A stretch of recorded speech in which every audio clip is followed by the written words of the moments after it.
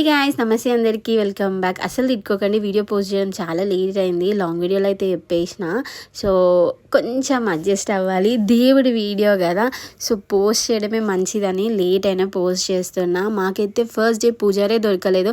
ఎక్కడ 12 అయిపోతుందో అని టెన్షన్ పడ్డాం. ఈ పూజారే వచ్చి మాకు పూజలు అయితే చాలా బాగా చేసినారు. 5 days డబుల్ డిమాండ్ చేసే పూజల్లోనే చూసినా కానీ విత్ ఇన్ బడ్జెట్లో మాకు 5 days మంచి పూజలు చేసినాడు. నిజంగా చాలా హ్యాపీ అనిపించింది. ఆయన బ్లెస్సింగ్స్ కూడా మస్తు ఇచ్చినాడు అందరికీ.